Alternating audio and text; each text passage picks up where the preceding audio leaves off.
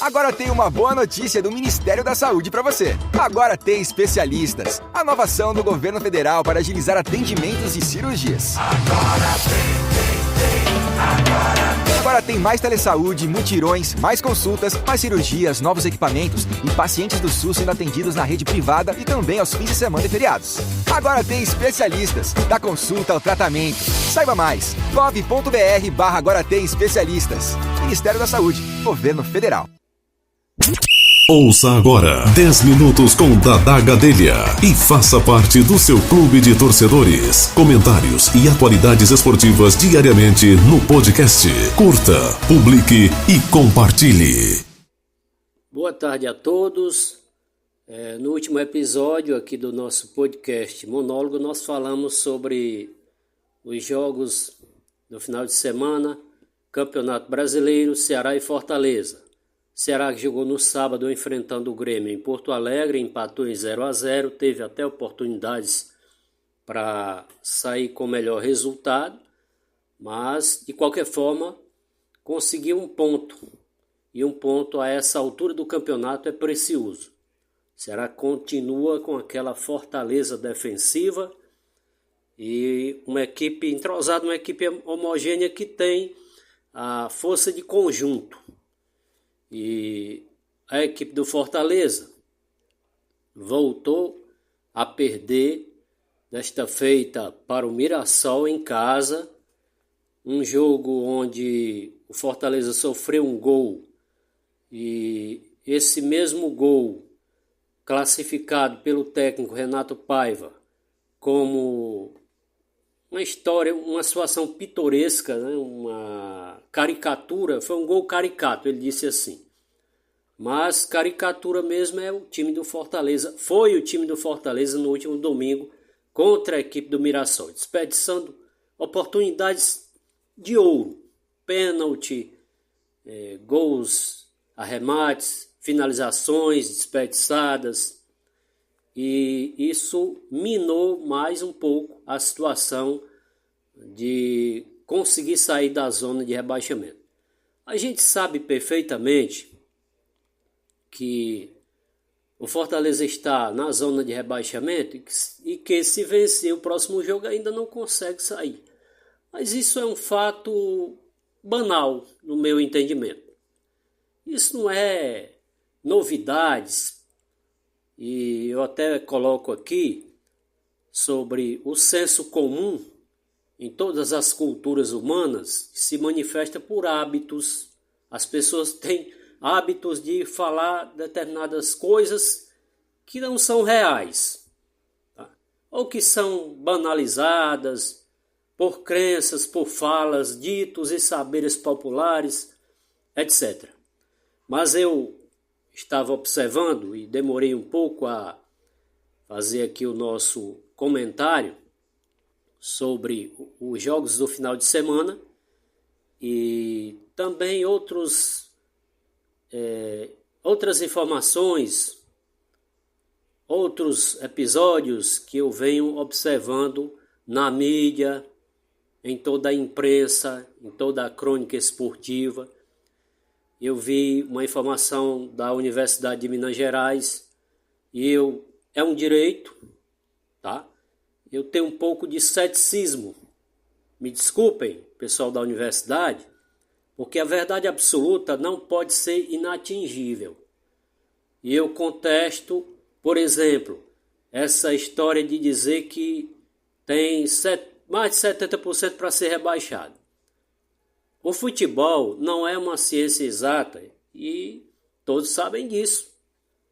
A gente, claro, tem que nos apegar, temos que nos apegar à aritmética para fazer conjecturas, né? Avaliações sobre um suposto rebaixamento ou permanência do Fortaleza na Série A. Ocorre que, buscando informações até bem pouco tempo concretizadas, em 2019, por exemplo, o Ceará conseguiu permanecer com apenas 39 pontos. Em 2020, o ano seguinte, o Fortaleza conseguiu permanecer com 41 pontos, disputando a vaga com o Vasco e permanecendo na disputa por saldo de gols. E o Vasco caiu. Portanto, não é nem um bicho de sete cabeças, nenhuma novidade. O Fortaleza está hoje na zona de rebaixamento, assim como já esteve em 2020, assim como o Ceará já esteve e caiu para a Série B. É uma situação perfeitamente compreensível e normal. Mas, infelizmente, muita gente não encara isso como normal. É um imediatismo, uma pressa, um desespero. A todo custo tem que ganhar, e isso a cada partida vai, eu acho, até atrapalhando a equipe do Fortaleza. Vaias, apupos na arquibancada, o torcedor tem direito, mas no meu entendimento isso não ajuda em nada. Vaia não ajuda, só atrapalha.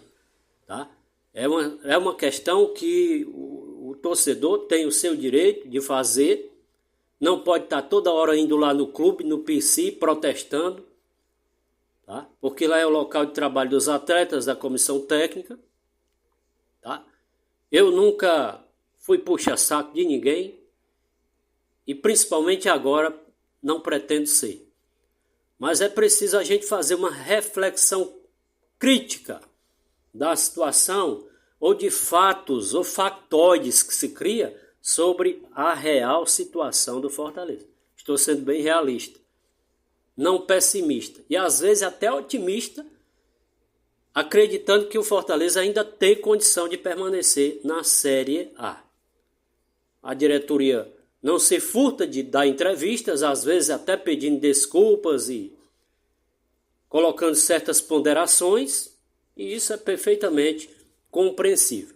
Agora, se não está acontecendo, como o próprio técnico relatou, está trabalhando, está fazendo de tudo, mas nada está acontecendo, isso tem que ser repensado, né? Eu não quero dizer com isso que o Fortaleza tem que tomar uma providência imediata e já demitir o Renato Paiva, porque é uma faca de dois gumes, como dizia o saudoso Vicente Matheus, que em uma determinada ocasião foi pego torcendo contra o próprio Corinthians, por outro dirigente que se decepcionou e saiu do futebol, porque ele, Vicente Matheus, fazia oposição. E um determinado dirigente do Corinthians à época flagrou Vicente Matheus torcendo contra o Corinthians. Existe isso.